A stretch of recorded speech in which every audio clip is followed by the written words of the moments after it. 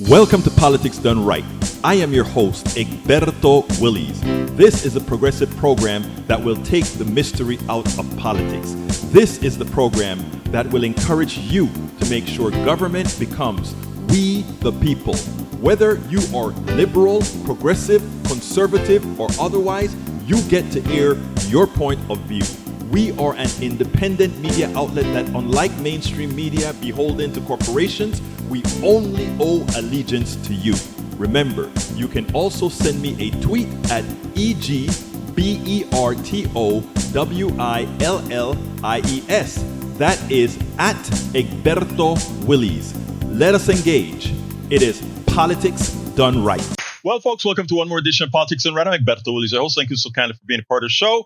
We are going to have a grandioso show for you today. How's everybody doing? I trust everybody's doing just fine.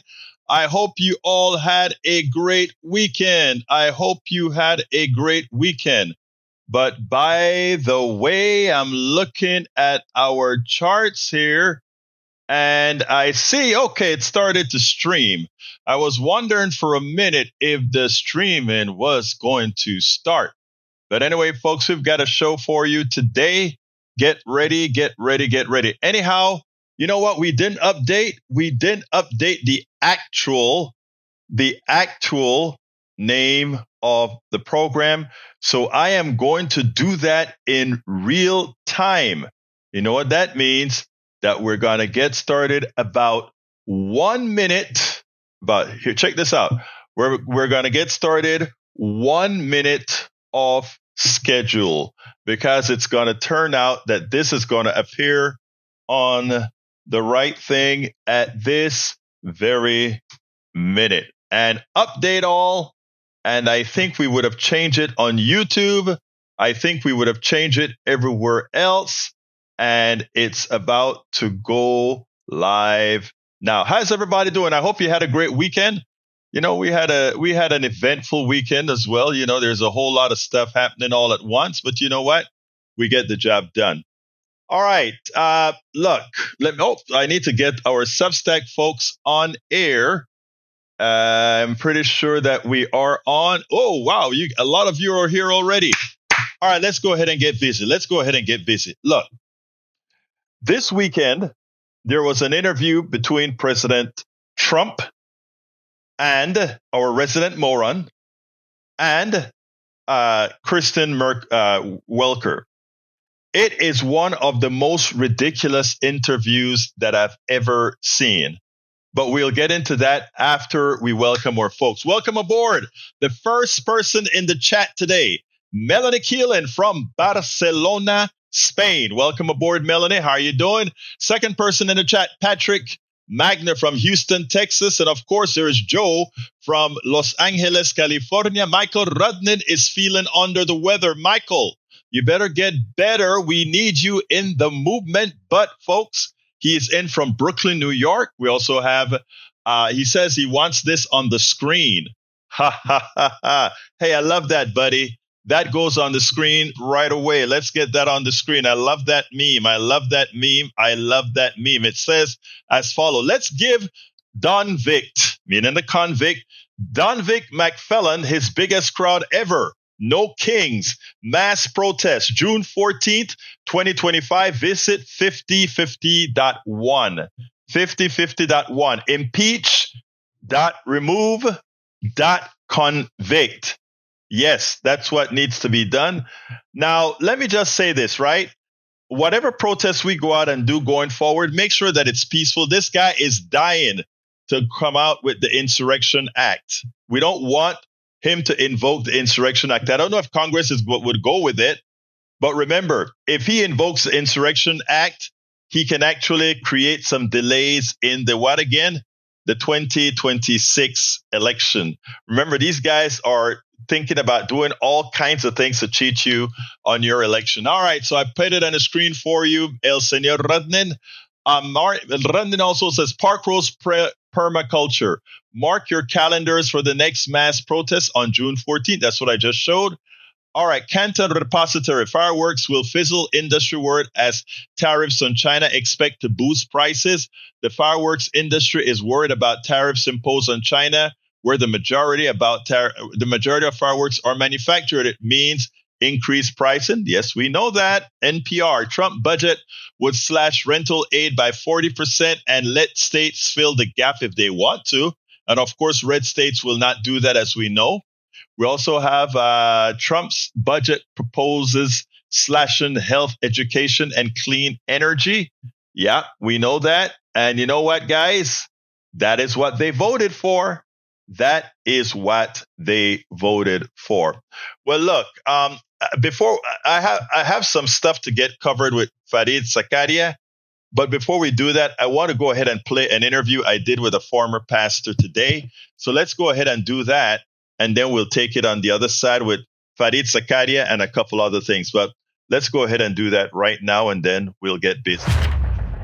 Welcome to another edition of Politics Done Right via Egberto Off the Record on Substack. Today, I'm very honored to have a special person. I met this young man at a resort in upstate New York on a program that we called Jedi for Democracy. We're a group of folks from all backgrounds, all ethnicities, all social statuses, etc., got together to try to see how we could create better communication, create a better America, if you will. That is one of the things we were working towards here. So without further ado, I want to welcome Pedro, I said it wrong, Senorinha Silva. How you doing, my dear brother? I'm good, man. I'm just good to be in conversation with you. You always bring the energy, so it's cool to just be up here with you. Well, let me tell you, you wrote a piece, and you do a lot of writing on newsletters on the LinkedIn platform, and I saw you sent me an email with one that you did on Substack, and I want to tell you that it got me extremely excited because that level of writing. I talk to people about Substack a whole lot, and we can probably say it about LinkedIn, and say that a lot of the best writing and ideas generally come from not the folks you're seeing on TV every day, but folks that are out there living, folks that are out there meeting people. And you are one of those people. I met you in New York, upstate New York, at a resort where we discussed dealing with people. And I can't tell you how impressed, first of all, I've been with the way you think and now with the way you write. So first of all, tell us a little bit about yourself. Yeah, so my name is Pedro Senorinha Silva because my dad is Cape Verdean. So I grew up between two different Black diasporic kind of conditions where I had one family member who was from Africa, essentially Cape Verde, Portuguese colonized country. And then my mom, who her family's from these islands called Dominica in the Caribbean, but my mom grew up in the United States. You are such a dynamic character. I want to have you on 2 different live sessions. Yes, but what I had you on for today's live is an article that you wrote that I went ahead and reposted on my Substack called The Illusion of Merit and Allegory. Yeah. And while I loved that article and understood that article, why I wanted to talk more about it is I thought that article would fly over some of the people who need to understand that article, what it's really about. Right. So what I want to talk about is that article was pretty much explaining the genesis of Donald Trump in allegorical form. Right. And it was so well written. Tell me how that came about. Well, honestly, it came about because I was on a trip to DC with my daughter, and we went to the African American Museum, the Smithsonian African American History Museum. And when I was in the bottom of the museum where they were talking about slavery and having pieces of slave ships and stuff, there was a guy there rocking a MAGA hat. And I was like, this guy. Okay. I'm like, this guy's rocking this MAGA hat. And there was people with MAGA people all over the place. But I just thought to myself, like, I wanted to say to him, hey, man, like, is anything going on inside of your mind that would make you feel some tension about wearing this hat at this slavery museum with Black people around you? And I was just like, kind of like really wanted to say something to him, but I knew my daughter would be embarrassed if I said something to him. So I kind of just like held it inside and was trying to figure out, how do I process this? And as I was trying to process it, at first it started off as kind of almost like a frustration. Then it started trying to build up to like anger, just different things. And then something inside of me said, you know what? Just take this energy and turn it into something, like fictionalize it, but then just unpack it that way so that you can process it and get it out of your system without just like either, saying it in an angry way or something like that. And actually, as I was writing it,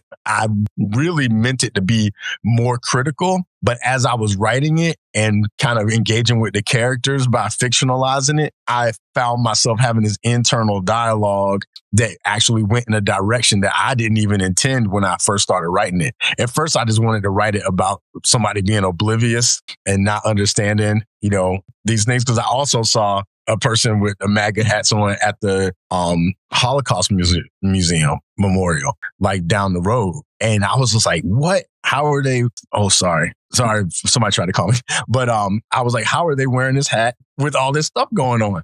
So it was a release for me. Ultimately was what it was, to like process all of this and try to understand what could possibly be going on in the people's brains that would make them not be curious about how they're perceived when they are in those spaces, and yeah. Your fictional character, who was on a research mission to how can this be, actually found themselves I want to say this right, and I'm sort of getting in the middle of the story, I know, but sort of finding themselves engaged in the system and maybe falling for the system as well. And the reason I start there is I want to tell you a little story, and then I'm going to ask you to tell the entire premise of the document. Mm-hmm. But I wanted to understand, in the days it wasn't MAGA, in the day it was Tea Party. Mm-hmm. And I don't know if you remember a guy named Rush Limbaugh. Oh, of course. Okay. Well, I wanted to see what these people were going through. And I went ahead and I spent an entire week listening to Rush Limbaugh.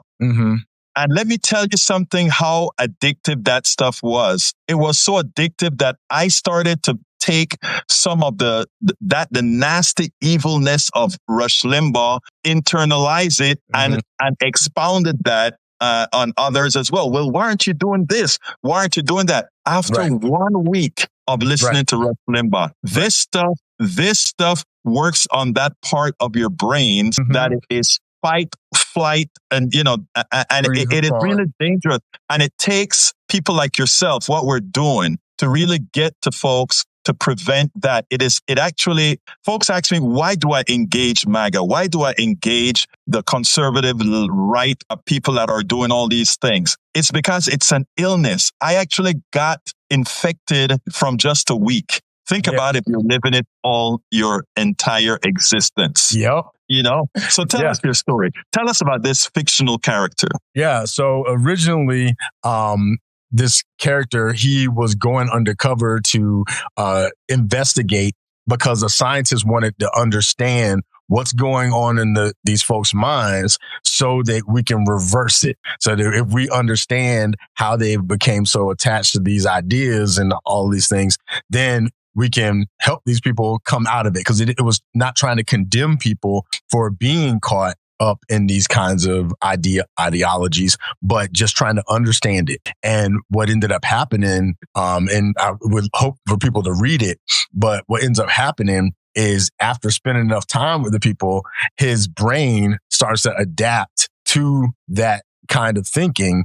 And then he sees the value, not in a positive way, but the value of people shutting off different parts of their brain, which this is kind of based in like behavioral science, the ideas that I'm talking about, which goes into that other piece that you're wanting to talk about, bias.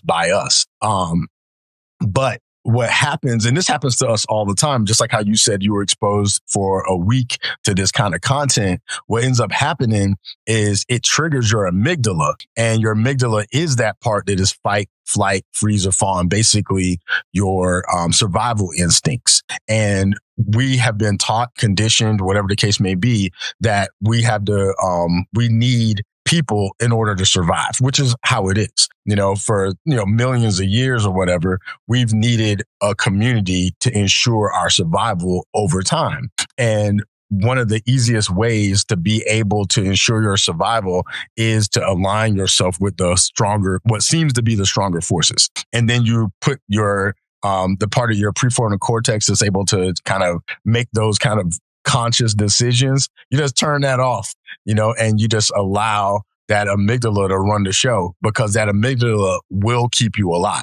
That's what it's supposed to do. At least it believes that. But the thing is that, the amygdala, when it's hijacked and it thinks that it's doing what it needs to do to keep you alive, it can really be destroying you. But it's so biased that it can't take in any information except for what will keep me alive, And so people, once they get that amygdala hijacked, it's like they're not even functionally operating. And I'll wind this piece up real quick. There's this book called Moral Man and Immoral Society by Reinhold Niebuhr. And it basically posits that a person by themselves can be very moral, but if they get in a group, their morality goes down to the lowest common denominator. Now, if you were in a benevolent group, it would go up. But if you're in a group that has a decreased capacity for benevolence, then your capacity is going to go down as well. And so this is what happened to this character, is after he spent time with these people and he was instructed in order to get the most out of the experience. He couldn't read any information that was contrary to what they were teaching. And so once he did that, he was gone. He was gone, and then it's like his effort to come out of it and the struggle to come out of it is basically what the allegory is about. But it's kind of peppered or seasoned with cognitive science and behavioral science, but I just did it in an allegorical way.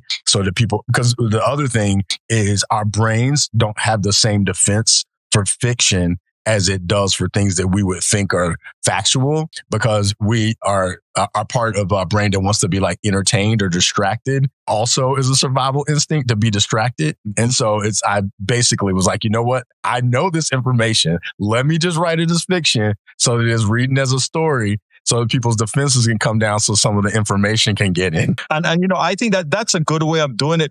In what I do, I try in trying to reach people where they are. I don't quite use the method as far as an allegory. And, maybe that is another tool that I should start to use, what you've developed there, and, tell the story in allegorical form. Because, immediately as I read the story, or read your article, read your newsletter, I saw, wow, this is MAGA. These are Republicans who know better, but joined MAGA because, of the groupthink that you speak about. Everything that you mentioned in that article, I could set who the protagonists are in this right-wing machine. Right. And that was scary. And the next thing I said to myself is, and I think when I posted it with that kind of a message that says, folks like me, you, and a lot of our more progressive listeners that are on right now, they would get it immediately. Right. But I wonder, and this will be a good experiment to see how the MAGA person sees themselves as following the Führer, how that, if they see themselves in that and that sort of a thing, because it is so important. But I think that one paper that you wrote there should sort of be, first of all, I think it can give progressives that are just thrown that their hands up in the air and said, to hell with these people, I don't care. Right. It humanizes some of these folks that are disturbed. Right. And give them a better thing. There's a time that there's a guy at Starbucks where I always talk to folks who sat down with me, and he was pretty much into what we were saying and agreed with all of it. But then I went into Starbucks one time and saw him with his crowd. And that guy, when he saw me walk into Starbucks that day, the fear that I saw in his eyes, that please don't out me with my crowd. Exactly. He didn't have to say anything. Right. I read it in his eyes, and I knew how to behave. And days after, he comes back and he talks as if it's nothing. He never mentioned anything about it, but he knew that I know that. Right. Protect me. Right. I'm with you, but this is my crowd. Protect me. Your thoughts? Yeah. Well, one thing I should share with people is I was raised on the right. I was raised conservative. I was raised Republican. I was raised on focus on the family out of Colorado Springs, all of that stuff, the moral majority, all those things I was raised on. So I understand the idea of being in a group and of belonging, but I was raised, from a Christian perspective. So the trippy thing with me is that I was very much I was a pastor, for those of y'all up here, I was a pastor for almost a dozen years, but I no longer am one. There's articles about why I'm not a pastor too, but I grew up with that. And I was invited to get out of my church when I was conservative for the crime of saying I didn't want to say negative things about people I didn't know anything about. And I didn't realize that was a crime because I was still innocent enough at the time that I didn't realize that saying, I don't without going too far. And my pastor at my church did a sermon that was really just disparaging everybody that wasn't us. And a lot of people in the church were excited about this is an all black church. And they were like, yeah, hallelujah. And then some people were like, the sermon was amazing today, right? And I was kind of like, I don't know. And just me saying, I don't know if the sermon, basically, I don't know if that sermon was great. And some people said, well, what was the problem with it? And I said, well, I don't understand why he had to say, thank God I'm not a Muslim. Thank God I'm not a Buddhist. Thank God I'm not a Hindu. Thank God I'm not a gay. He said all these things. And then his ending thing was because I have Jesus. And I was like, why didn't you just say I have Jesus and be happy? Why did you have to say all this stuff about everybody else? And then all of a sudden, people just started whispering about me saying, hey, I think he is one of those liberal people. And I legitimately did not know what a liberal was. I had never even heard the word. I never heard it. And then people started accusing me of being one. And then eventually I ended up around them. But I didn't know anything about it. But the terror, I'll tell you, I didn't ask to get kicked out. So the pain of them inviting me out was torture. And so because I know that pain, I can understand why some people who may think differently are afraid to admit that because they don't want to lose their belonging, because then that messes with their survival, which then gets into their amygdala, which then keeps them in this loop. And they don't know that it's happening most of the time. It's unconscious. Well, it speaks more about you that you are able, above and beyond all of that, to actually be able to tell truth. You have Mark, she says, right-wing and billionaire media setting up stupid people. Geez. B. Warren says, by the way, that book on Amazon, the book you mentioned, is $27, paperback $45, and there are only 3 copies. There are only 3 copies with me, she says. John Starkey says a lot of people are not so strong and self-sufficient, and they fear negative feedback or any criticism for that matter. John B. Warren says used PB being start. That is a paperback stuff. But John Sharkey saw that, Warren. John Sharkey says a lot of people are not so strong and self-sufficient, and they fear negative feedback or any criticism for that matter. You are a free thinker, able to create, open yourself up for criticism. Those are that is very good, but that is so true, Pedro. But look, the church that kind of eased you out, was that the only church that you were a pastor of, or did you become a pastor of another church? I became a pastor after I got kicked out of that church. I wasn't even a pastor when they asked me to leave. I was just a parishioner, and they started saying to me, "You're not a pastor. You don't know what you're talking about," and blah blah blah. Then I ended up going to seminary and becoming a pastor. And then I became a pastor in progressive Christian churches, which that's what I thought, because you kind of confused me for a bit, because I thought that's where you were the second outing, if you will. Yeah. When I was at that other church, everybody before I got asked to leave, they were telling me, oh, God's got a calling on your life to be a pastor. And they were pushing me to be a pastor. But then when I criticized what the pastor said, then they were like, you're not a pastor. And then they just turned on me. And then I took a number of years, and then I went to seminary, really expecting not to make it through, because I, again, didn't know about liberal Christianity. So, and then found out I had gone into a liberal seminary. I didn't even know it, because that's how much I didn't know they existed. And then I heard all these different ideas, and I was like, nobody got mad at me. And then I was like, what is this denomination? And then they told me, and then that's what I ended up joining. And the reason I ended up joining, I joined the United Church of Christ But the reason I joined it was because a guy who would later become one of my mentors had gotten kicked out of his church, and he had a mega church. His name was Carlton Pearson, and he lost his everything. And when he lost everything, he went into United Church of Christ. And I said, well, if they took him, I know they'll take me. And so that's how I ended up in this progressive movement. But one thing I want to throw out here about the billionaire thing that somebody said earlier is if I can get you to look up anything, look up Mimetic Theory by Rene Girard, Mimetic Theory by Rene Girard, and it's Renegirard. He's an anthropological philosopher. I learned about him in seminary. Mimetic theory basically says that most people don't know what they want. They just mimic other people's desires. So if they see somebody else with something, then they want what they see other people with. So like you can see, like imagine you have two little kids, nobody's playing with this ball. Then one kid picks up the ball, and then all of a sudden the other kid wants that same ball because when they see somebody else with it, then they can imagine themselves having that same thing. And then then the tension comes, right? So this is most of us. Most of us do not know what we want. We just look outside of ourselves, see what somebody else has, and then think, oh, I should want that. And these are the markers of success. This is how you survive. All these things. And this is all mimetic theory, right?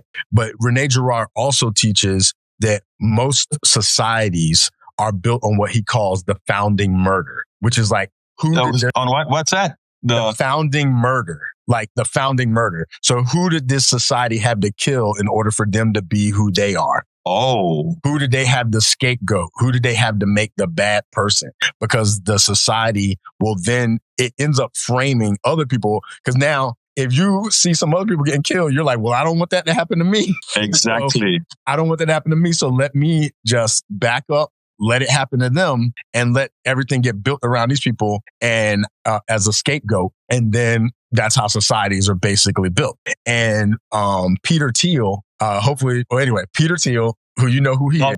PayPal, yeah. Yeah. He is very much into mimetic theory and Rene Girard. And understands that is how people tend to function. And they apply their policies in such a manner to make them behave. Yeah. Right.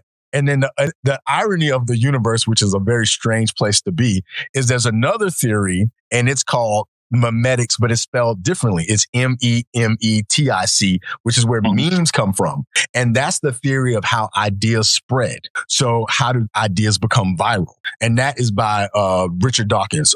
And basically, if you take mimetic theory from Rene Girard and mimetic theory from this Dawkins guy, you put it together. It's destructive as hell. Yeah. It's just like, okay, we're going to spread this idea. We're going to get these people thinking this. They are going to then conform to these ideas because they look outside of themselves for success of what to do and what not to do, who to not be involved with, who to align themselves with, all because they don't want to die because of the fear of death. You play with all of that and you can just pull people here, there, everywhere. It's just a thing to make them like a marionette. It's the two hands of the marionette. Puppets, yeah. Yeah.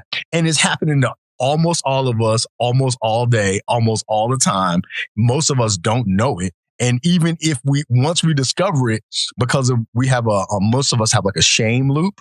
So our shame loop makes us ashamed that we were fooled. And so rather than admit like, oops, my bad, we just go ahead and put our heads in the sand like an ostrich and just try to make it all go away. And it's a very terrible spiral that many of us are in. I personally believe there's a way out, but most people, in my experience, most people won't take that way out. I'm going to want to close out with a short synopsis of your way out. But before we go there, I want to say, Kimmy says religion is inherently divisive.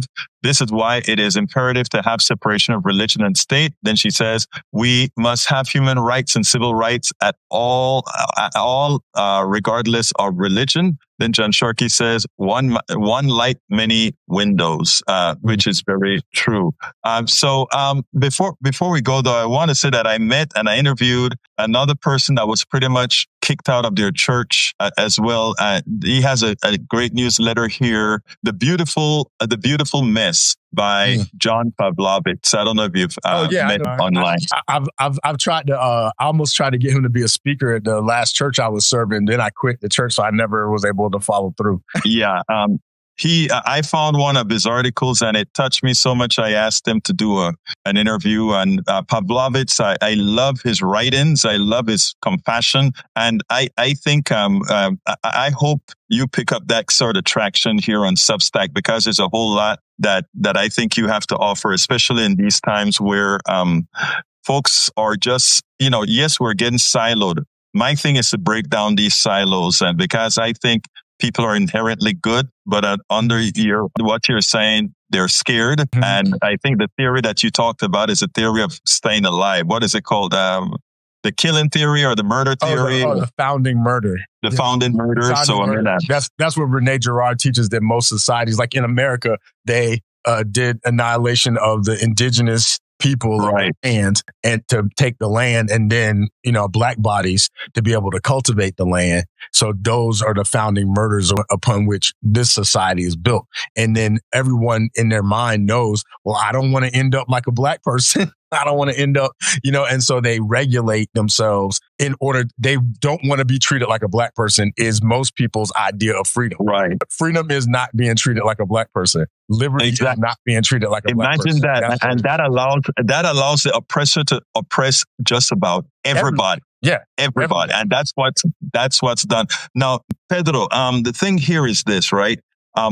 We need to close it here, but I just want everybody to go ahead and read his article. It's right now in my notes. It points to his article, which is titled The Illusion of Merit and Allegory. It's a great article that one should read on Substack here by Pedro Senorina Silva. Look it up. Mm-hmm. Anyway, Pedro, you said you have this solution many won't want to follow. I think it's not about many won't want to follow. We have to encourage them to follow. What is it we're talking about here? You have to be able to love yourself without qualifications. But the thing is, when you love yourself without qualifications, it will tell you, if you love yourself with all your flaws, all your mess, all your other things, the thing that ends up telling your brain is you have to also do it for other people. Mm-hmm. And that's the thing that they'll say, well, I would definitely want to do it for me, but I don't want to do it for anybody else. And the way the loop works is you have to be able to, that's why a lot of those teachings say, treat people the way you want to be treated, do unto others, regardless of the religions. Religions they're not divisive in themselves. People are divisive because they want to survive, and they can take anything and use it as a tool of division. But to undo that tool of division, you have to start off with yourself. That's why even in the Bible, it says, love God with all your heart, mind, soul, and love your neighbor as yourself. It's like, you have to start with yourself. So if you look at yourself in the midst of everything, and one of the things I've done for myself is I've looked myself in the mirror and say, you're so beautiful. I love you the most. I'm so glad you're here. And that undoes a lot of the trauma that ends up happening. Like, because when we're kids, we want to be seen as beautiful. We want to be loved. We want people to be grateful for our presence. And then different messaging tells us otherwise, that we need to earn all these things. So to reverse that, you have to be able to tell yourself or reparentify yourself, like be your own parent, become your own parent or something like that. Work on that. And then you'll naturally build your compassion. So you'll look at other people and realize that they used to be a child. They used to want to be loved, seen as beautiful, and for people to be glad that they're there, just hold them. And that's how it works. But a lot of times we don't take it because we don't want to give it, Look, Pedro, I'm glad that you said that. If you listen to all my lives, and not the lives, but my radio program, etc., I always end the program with, I love you all. And I mean that from the depths of my heart. And I think, I think good minds think alike, because once somebody called into KPFT and said, what is the answer? And I said, it's going to sound corny, but it is love. It is. And I said it sounds corny, but it is love. And if you can actually care about somebody else, if you can really love unconditionally, then you can solve all these problems. Because again, we're all flawed human beings, and just remember that. Pedro, give me a one sentence closer. We got to get out of here. Love yourself. And I look forward to our next conversation because I have a bit to recommend. Thank you very much. Folks, that we had the honor of speaking to Pedro. I'm not going to say the middle one right now. Pedro Silva, my buddy from that I met in upstate New York. Thank you so kindly for having been on Politics Done Right via Egberto Off the Record. I simply love your writing and I love your thought process. I appreciate it, man. Thank you for putting forth the effort to invite me up here. And thanks everybody who joined. Appreciate you. Love yourself, and spread it. Look, I really enjoyed that interview because Pedro and I go back a long time. I think 2 or 3 years. We met in a resort where a lot of us from different groups and personalities and ethnicities and ideologies met. We had the most conservative folk to the most liberal folks. We had the most MAGA folks to the most anarchistic folk. And we sat down in circles and we talked things out. And we proved that if you can talk and you don't allow peer pressure to really destroy things, if you don't allow those people on top that run capitalism to destroy what we have, then things can actually get done. Michael Rudden asked me to put the mimetic theory by René Girard onto the screen, and that's what you're looking at right now. A mimetic theory that Pedro was talking about. One of the aspects is humans don't naturally know what to desire. Instead, they learn to desire from observing others. That's a very interesting thought. All right. I want to have another piece for you here. And this is from Farid Zakaria, right? Here's the thing. We are all distracted, right? I tell you what, before I do Farid Zakaria, let me play a caller from our show last week, because she pointed out something very important about distraction and about letting the people in MAGA that simply can't change because they're wired incorrectly, or they're wired. You notice Pedro mentioned that loop of shame. He mentioned that there's a particular reinforcing loop of shame that some of us can't get out of. So we fool ourselves and we throw our heads into the sand. That's how some of you that, we talk to are. And we hope by illustrating that thing, that pathology, that somehow one would decide to get out of that pathology. But I want to listen to what a caller said, and then we'll play Farid Zakaria. All right, let's go to Uju. Come on in, Uju. Yeah, hi. So 3 things. I know you're short on time. Number 1, the orange baby actually has achieved something that he's been achieved his entire life. He's finally a billionaire because he's used public funds to extract and pillage, and now he can finally say he's a billionaire.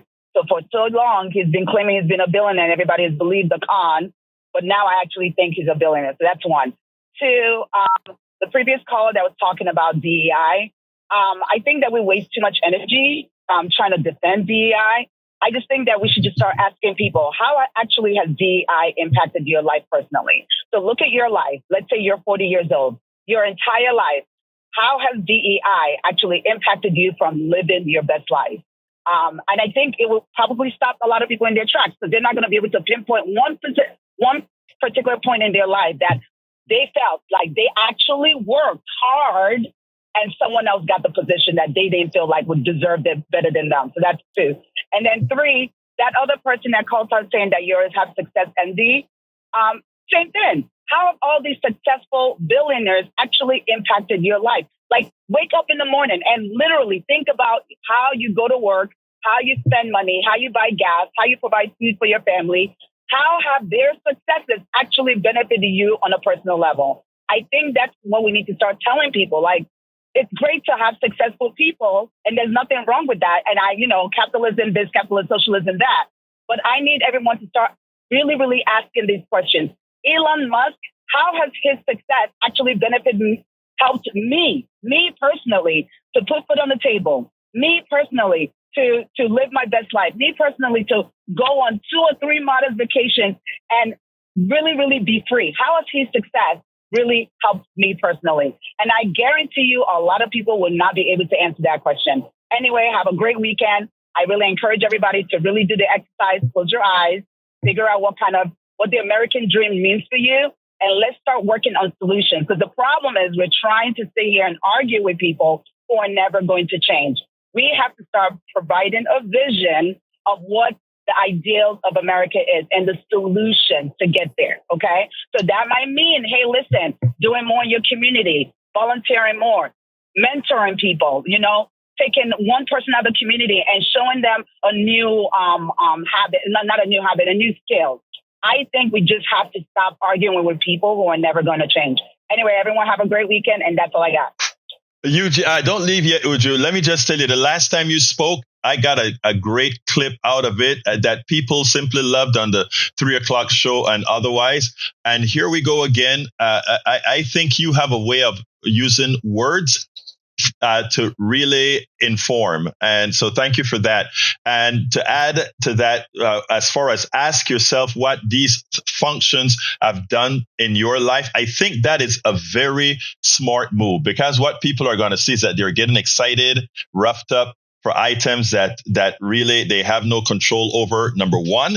And number two, for the parts that they have control over, they have allowed others to use them. When I talk about our economic system, a lot of these that we like to claim our success is being built on the successful, meaning being built on what you've done, Uju, what Bard has done. Their success has been built on that.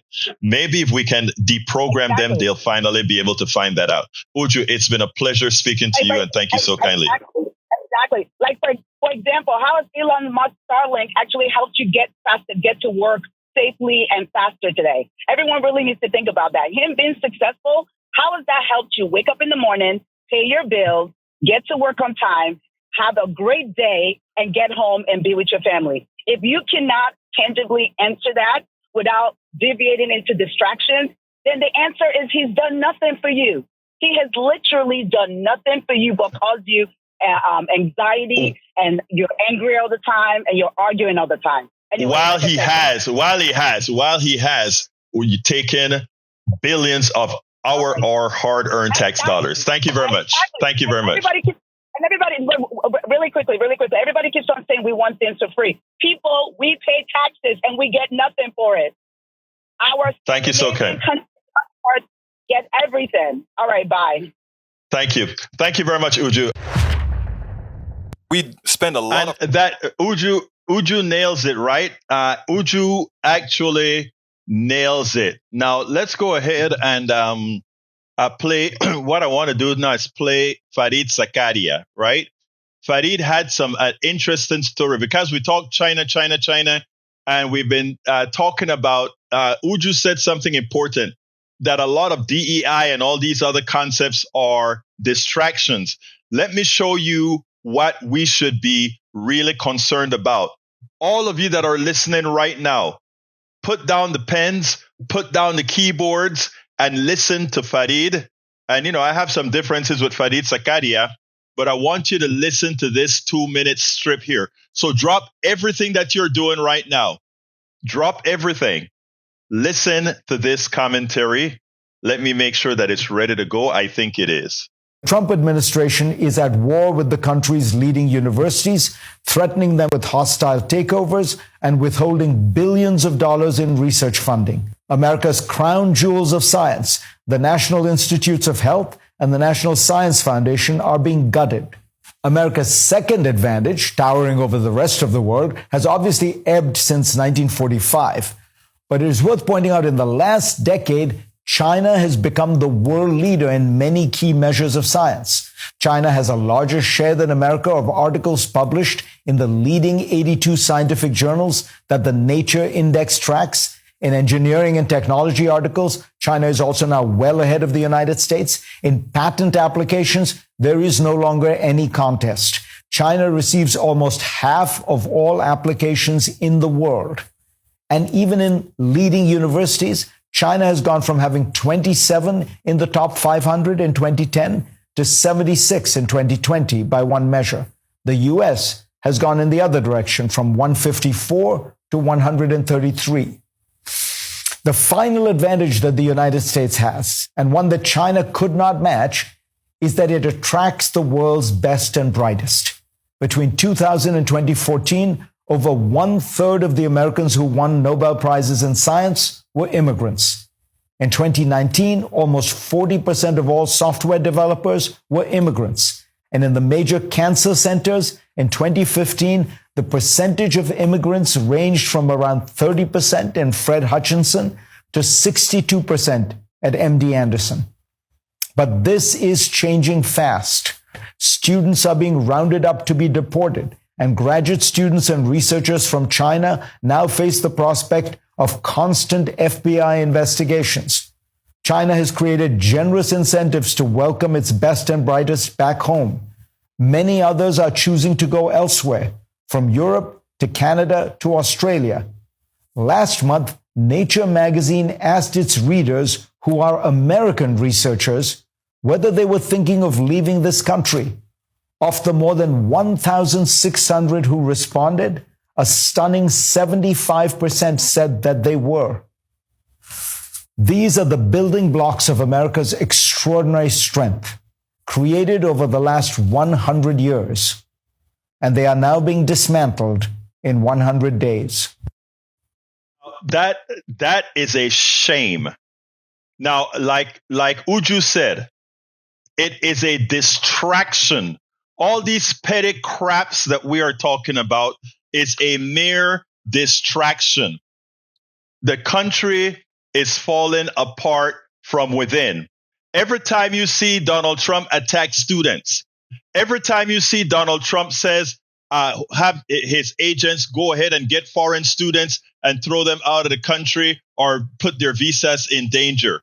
What it does is for the next crop that's coming over here, they're going to say, I am not going to America to start my education, not knowing what a crazy moron will do to me. I'm going to Canada. I'm going to China. I'm going to Australia. I'm going to Europe. Why come to America?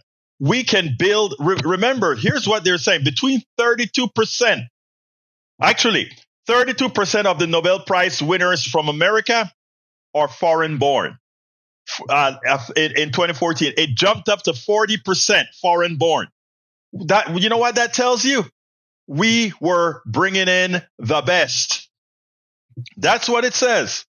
Now, when you have a moron running your country that has turned a lot of his following into comparably minded,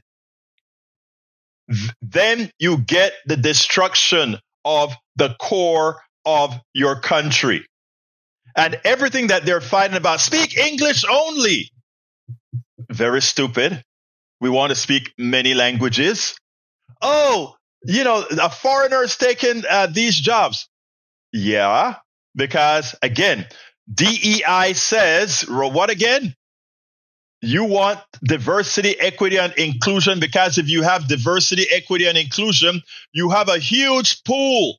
And if you have a huge pool, what does that mean? You have a bigger pool set of those who will succeed, of those who are intelligent, of those who have applied themselves to have more intellect. And that's what America has been for a long time.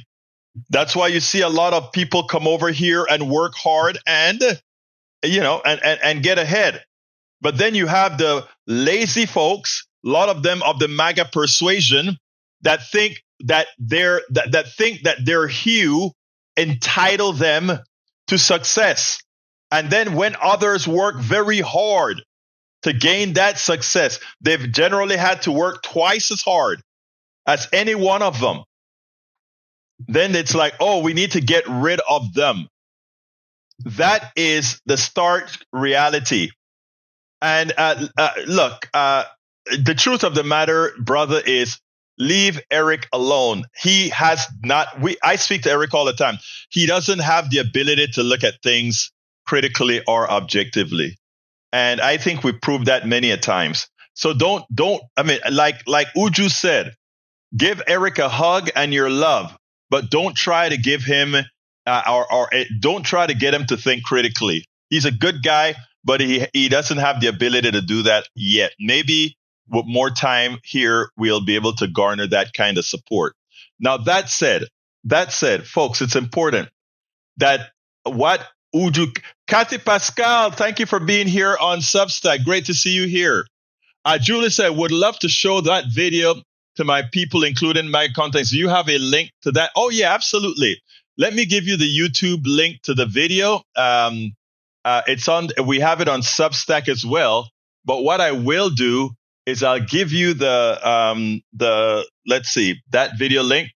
And thank you for asking, because I think it's so important for people to see how we are trying. We're trying with love and other ways to get folks to understand that they're being played, right? Here it is. There is a YouTube video. Oops, that's the wrong one. Let me go ahead and see if I can get. Come on, Pedro Silva.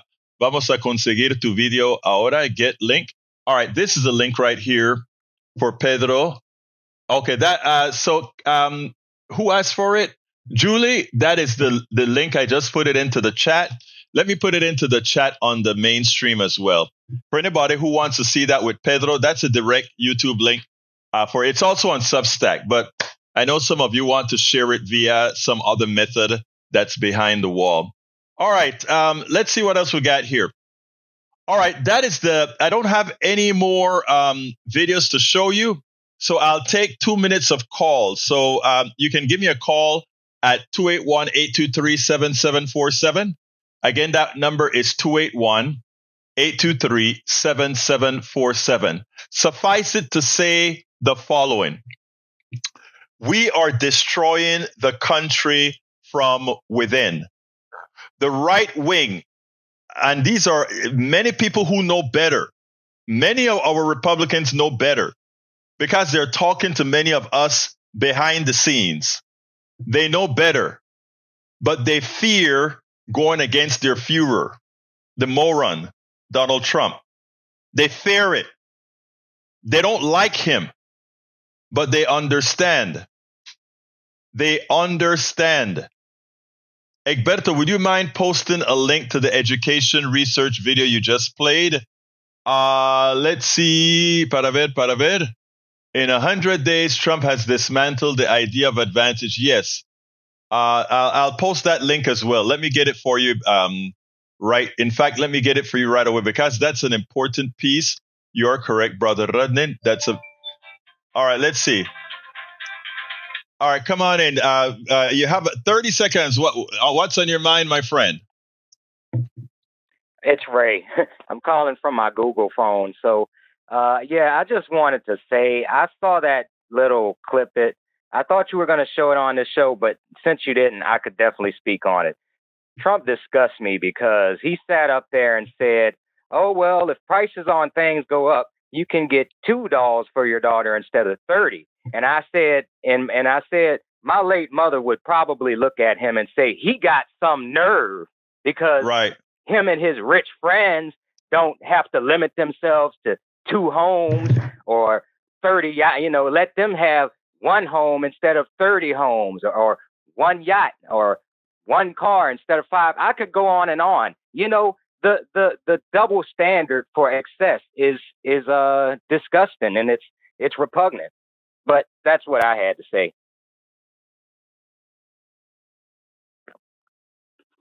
Am I still on?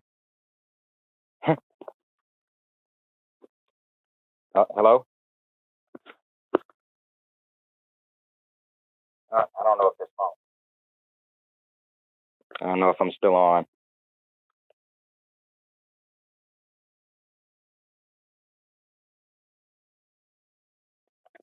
Okay. Well, if I'm still on, Egberto, I'm going to hang up and I'll just listen in.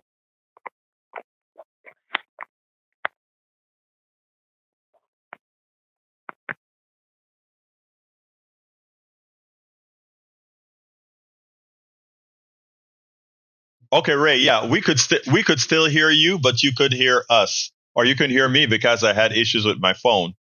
Anyway, folks, look, we are at 55 right now. I got the audio back, guys. We're at 55 right now, and we're going to be getting out of here. All right, let's go back to the phones real quick. Come on in real quick. Okay, bro, this is Harry. I saw that with Zakaria, with the gutting of the education. I agree with what he said there. And I sent you this in the chat, but I wanted to know. I heard this on NPR a little while ago. President convicted Trump wants to reopen Alcatraz. Alcatraz, yeah, but maybe true. that's where he should go. Yeah, I know he wants, but everything's going to be rebuilt. Yeah, it is. Go ahead. Look, everything that he sees on the television, right? There was a movie playing on Alcatraz. He saw it and he's like, "Oh wow, we can do harm to people. Maybe we should do it. We could throw people in Alcatraz."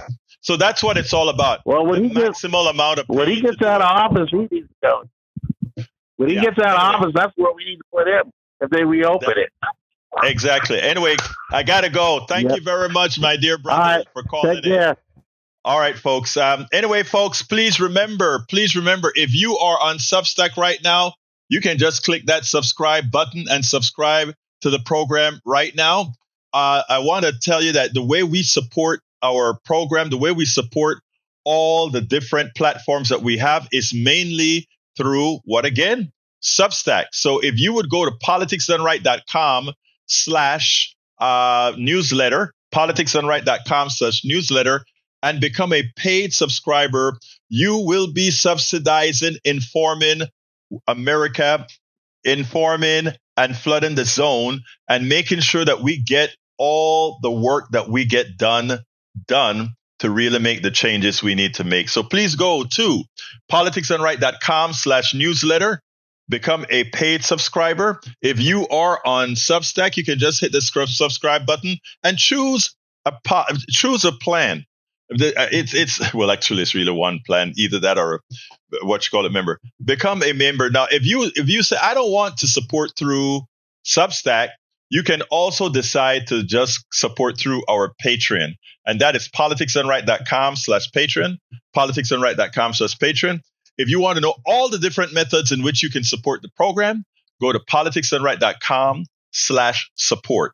politicsdoneright.com/support has all the different ways in which you can support the program. But the best way, the way that we know we have that steady flow coming in, is if you can support our newsletter, and it supports and those of you who subscribe to our newsletter, read all our books for free.